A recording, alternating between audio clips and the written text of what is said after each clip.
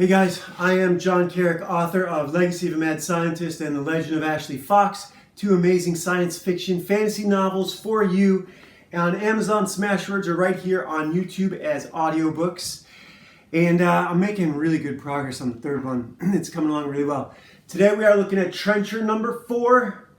Trencher is still in Vegas and he's visiting with Elvis.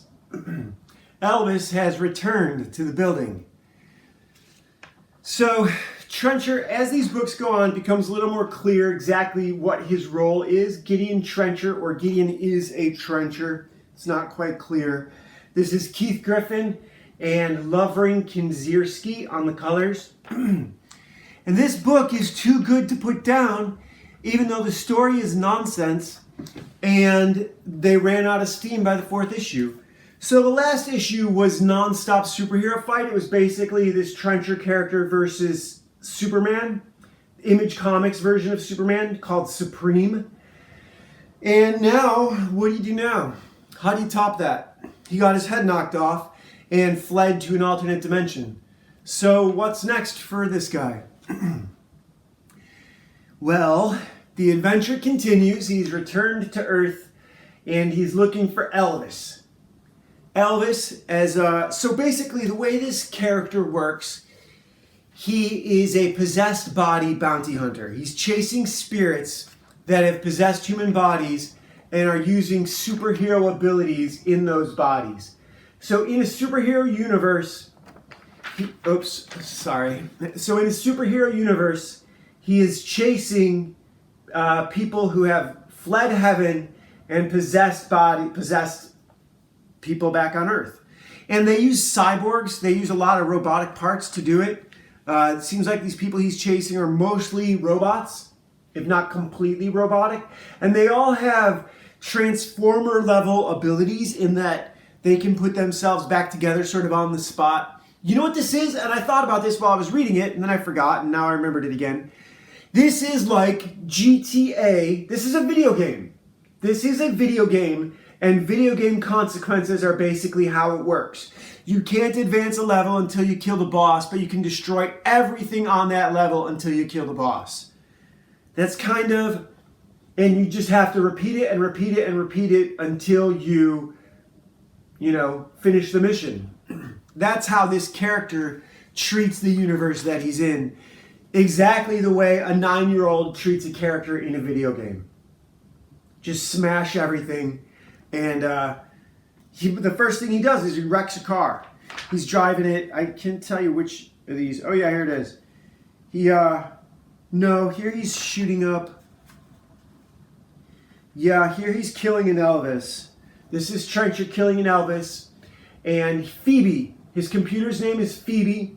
And Phoebe tells him that even though he's killed the Elvis, he hasn't gotten his full payment because of a glitch when the Elvis soul came back to Earth, and it split into 4 pieces, and so he has to find all 4 Elvises and kill them to get the full payment and move on to his next mission. And so that's the first Elvis, and then he wrecks a car, and the second Elvis is under 18, so he won't kill him because he has a rule about no kids. And okay, I mean, I guess if that's where Image is going to draw the line, that's the line that Todd McFarlane gave himself when he had the Billy Kincaid character. When all of humanity came down on him for doing the Ice Cream Man. I scream, you scream, we all scream for ice cream. The finger paintings. And Todd censored himself.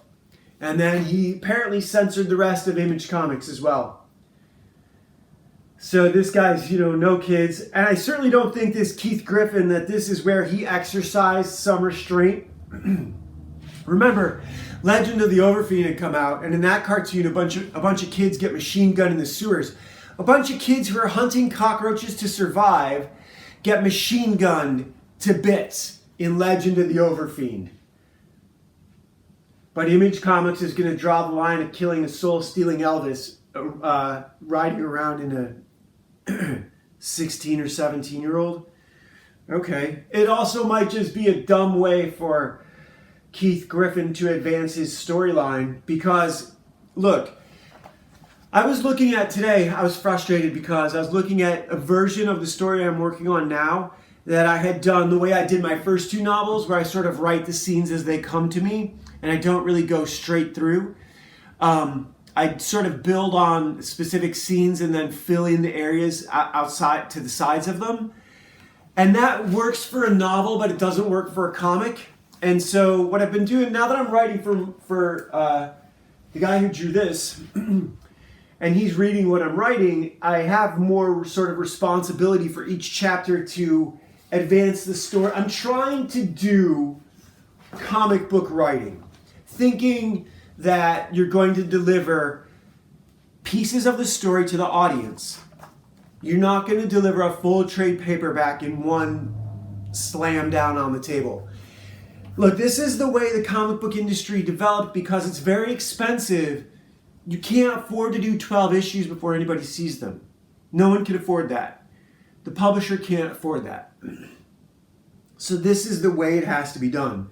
And that means that you get things like Gene Colan's Tomb of Dracula, where Todd's chief complaint was, after a few issues, it becomes very repetitive because the story structure is essentially the same for every issue or every story arc. They weren't thinking in trade paperback lines back then. They were just doing the story and the necessities of the story and how long they could keep the story running and what the story demands were and how good of a writer/artist team you were. So here's the other thing, and this is something I really want to talk about, that ended with the 90s. The comics of the 50s, 60s, 70s, and 80s were written and drawn by war heroes, by war veterans and war heroes.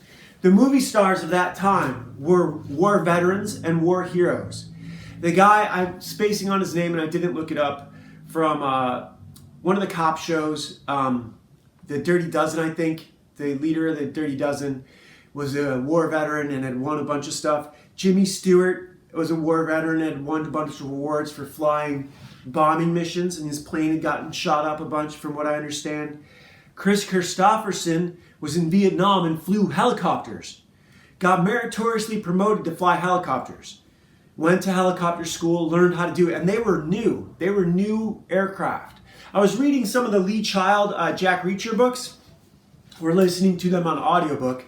And he wrote a story about the guy who figured out that if you parked on a hillside facing down, because it's very hard to take off with a bunch of guys on the helicopter, it's very slow and you can get shot up, and that's what was happening a lot. It's one thing to come down and you can take off without people, but still the lifting part of a helicopter is the hardest part of the work. Flying forward is not so hard. I was thinking about that with my hoverboard character, where it became obvious to me that moving forward is simple. That's what humankind does. Going up is hard. Jumping takes a lot of effort. And so the helicopters, they discovered that if they got everyone on board and they just barreled downhill at a sort of ground level or flew forward at ground level but had a slight decline, that they could get moving and then get airborne a lot faster, and it was a lot safer for the soldiers. So that's like, all these little things are awesome to know.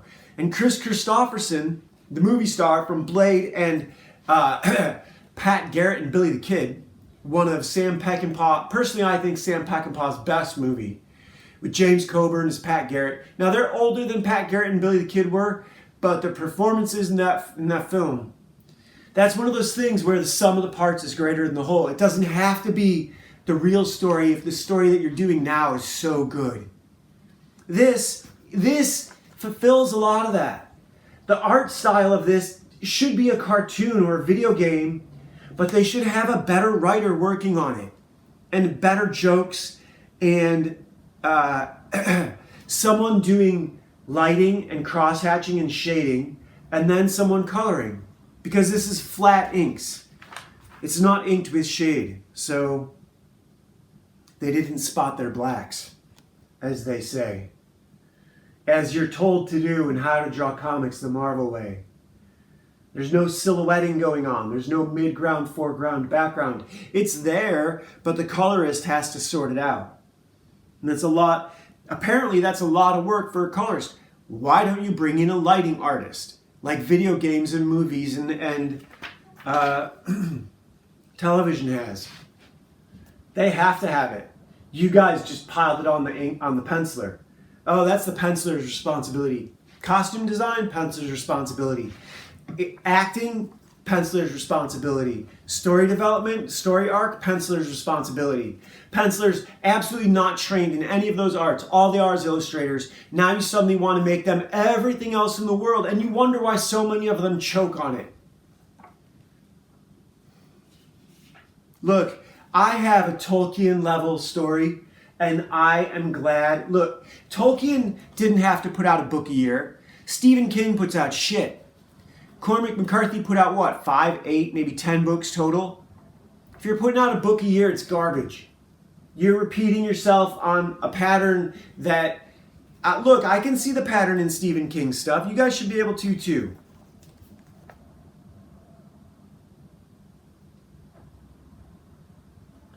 It's pretty much an ideal society, and then something comes along and destroys it. So here is an Elvis. Trenchers killed one Elvis, passed by another, killed a third, and I think this is the third that's attacking him. And this Elvis kind of beats Trencher up. And there's this guy is not an Elvis. He's an actual impersonator. The guy on the cover is an actual Elvis impersonator who is giving Trencher a hand because Trencher is essentially defeating his competition. Because these other Elvises are Elvis impersonators, even though they have the real Elvis soul inside them. The story's kind of convoluted. And no one cares. The story is just an excuse for the drawings, but the drawings don't justify the effort. I guess that's my complaint with this book. The book is awesome, but the book doesn't justify its own existence. This book doesn't believe in itself enough. The creator of this book, and ultimately that's what this comes down to. Ultimately, this is a crisis of confidence on the part of Keith Giffen. That's why this book failed. And he doesn't have the confidence because he didn't lean into all the shit he was supposed to do. Because he wasn't a war veteran, because he wasn't a war hero, because he wasn't the hero of his own story. He couldn't write the hero of his story, and this is him trying and failing. And this is terrible. It's a tragedy because he's a genius artist, and no one cared enough, or they did, and he slapped it away because his sarcastic attitude had been encouraged far too much, and he wasn't able to find a team. He wasn't able to find a team to make this, to give this the fair showing it deserved. This art style deserved it. Look, this deserved Ben Edlund from The Tick writing it, but he was doing The Tick, and then he was doing TV. God only knows what he's doing now. I guess they're still doing Tick episodes, Tick issues episodes, Tick issues from New England Press. God only knows who's writing and drawing it. I don't know if Ben Edlund has any involvement whatsoever, but I think they're on issue 200 or something. I should look into it and see if he's exercising any creative oversight, because the stuff he did in Supernatural and the other sort of sci-fi CW shows, whenever he was involved in one of those, it was hilarious. You guys can look him up on IMDb. Everything that guy touched is gold, just like John Vasquez. And I knew that I didn't. So yesterday I was kind of I was blurring the lines between comedy and comics, and comics being stand-up comedians. But there's a lot of crossover here. When you have a short delivery window that a comic book is, you've only got 20 minutes a month. In the entire world of competing entertainment, you can put out approximately 20 minutes of work a month at the top of your game if you're doing a page a day. And that means with a writer and possibly an inker and or colorist and or letterer. Do you get what I'm saying? Like, you're competing with everything else in the world. So Tolkien and Cormac McCarthy, in my theory, got the biggest bang for their buck.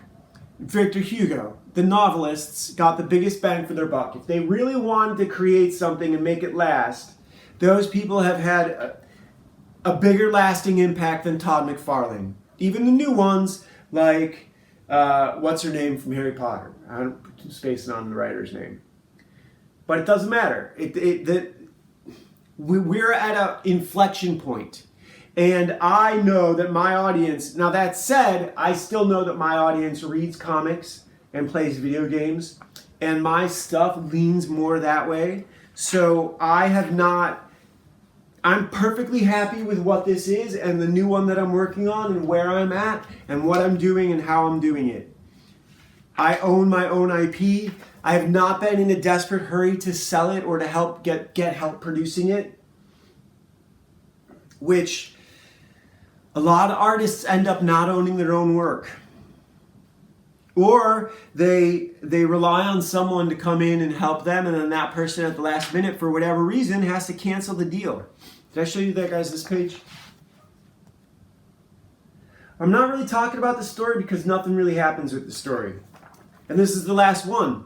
The only thing after this is Trencher Christmas, which we're going to do tomorrow because it's Christmas. And this looks like it's a double-sized book. Oh, it's really glossy pages, too.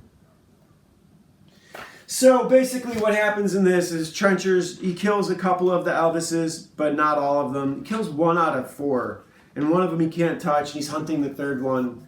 And then the fourth one is like a super evil Elvis who's got like these claws and shit back here. Yeah, he's got like these long fingernails. He's like a vampire Elvis, maybe? I don't know.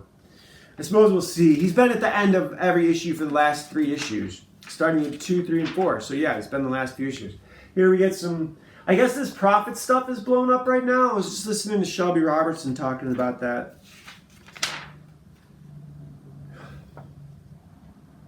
Or that people are selling a lot of it, but anyhow. So the comic book industry, they threw story out, and I think the times that story has hit for them, they've been lucky. It's not been coordinated. It's certainly not a Jim Shooter era. All of that ended, all of that's been over since the 90s. Since Image split, comics have been in a sorry state. And again, pitching to Netflix for low-budget television shows instead of pitching cartoons. Pitch cartoons. That's what this is. That's what this is. This is McDonald's or Burger King. This is Burger King, right? You don't want to eat there every day, but Burger King has good burgers. I like their burgers. This is a bacon and cheeseburger with fries, right? This is awesome. It's great for what it is. It could have been better, but it's never going to be, steak and lobster. This is never going to be, I don't know, whatever the really nice food is. What's that big fat French filet-o whatever? I don't know what it's called. Anyhow, we have 2 cards for today. This first one, the Jack, this is pretty painful. This does not read like fun. You're out, you and your families have bugged out, it's the end of the world, and you're out hunting with a friend, and you have a .308 rifle. I don't see, here's the thing, I'm going to how do I say, pass or declare a false, whatever. I don't even know what the right terminology is for what I'm going to say about this. But this is like when I reject your proposal. I reject their proposal is really kind of the easiest way to say it. They say you're out hunting with a friend, a father, it's you and a father of the other family, and you accidentally blow his head off. And his head is literally exploded.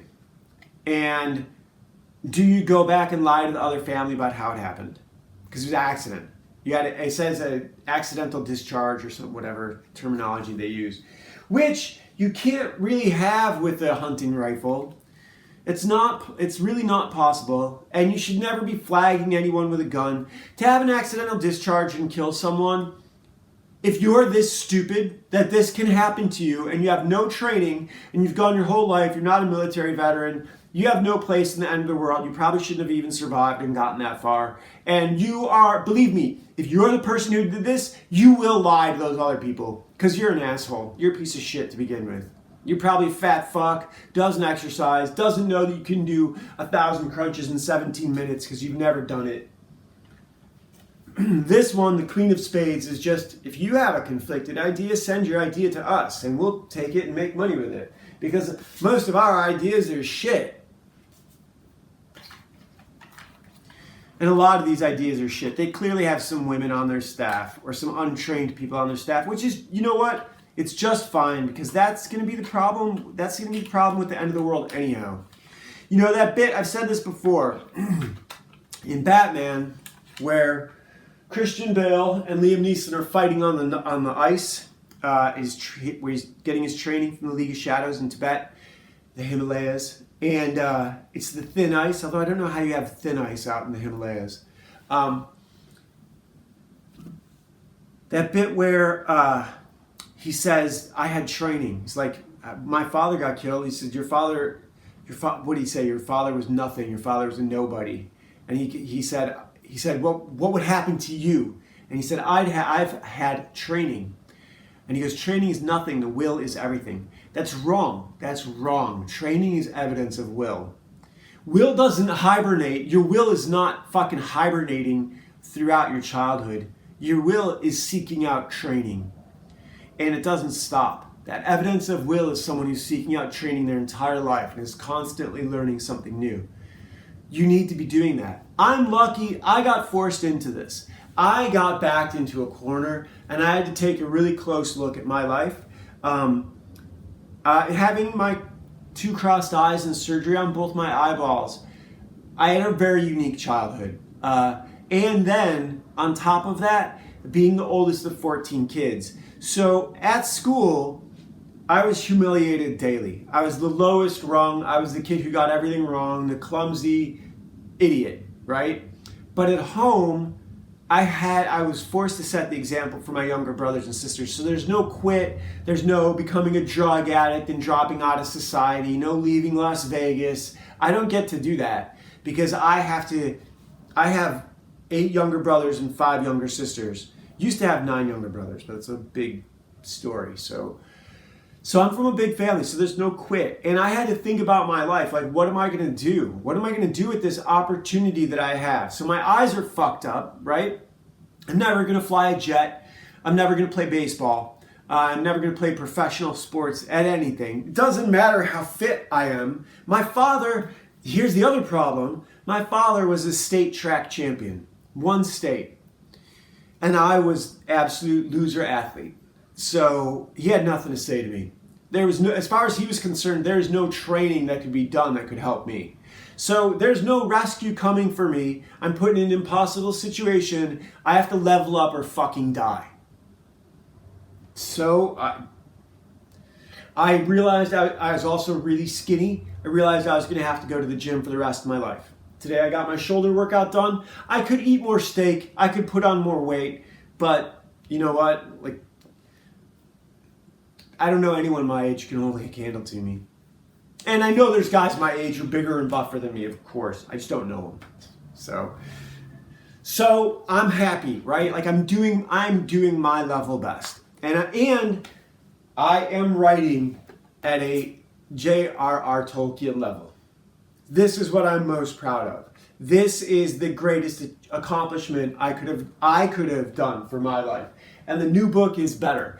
I was really frustrated today because I was looking at an old version of this book I'm writing now, set in the future, with different sort of parameters. It really wasn't working. And the way I approached it was so different. I was laying out the whole thing in sort of scenes and then going through and writing the scenes. Whereas now I'm writing chapter, thinking comic book. And the goal isn't to get to the end. The goal is to produce as many issues that will keep readers coming back.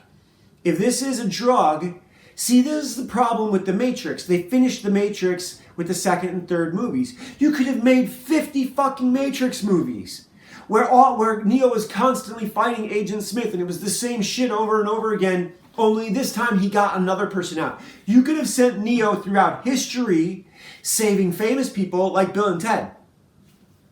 I mean, why the fuck not? Why not? You can do whatever you want. You can do whatever you want as long as you do it well. You can do whatever you want as long as you do it sincerely and you believe in it and you do it well. If you don't believe in it, we can't. We can't. You have to believe in it first. I think that's enough for today. All right, see you guys tomorrow. Oh, all my recommendations. Okay, Michael Sarion, Unslaved.com, books and movies. We talked about Pat Garrett. I know there's a lot more. Niccolo Machiavelli's The Prince. I heard someone talking about Napoleon's book and how Napoleon said, I've prepared for absolutely everything so that when luck arrives, I can take advantage of it. Which is genius. I like that. I watched the first half of the Ridley Scott movie, and when his horse catches a cannonball in the heart and he reaches in and pulls it out and says, give this to our mom. Capitalizing on luck. I'm going to make my own luck. I'm going to make my own luck because Clint Eastwood says, luck is when preparation and opportunity meet. See you guys tomorrow.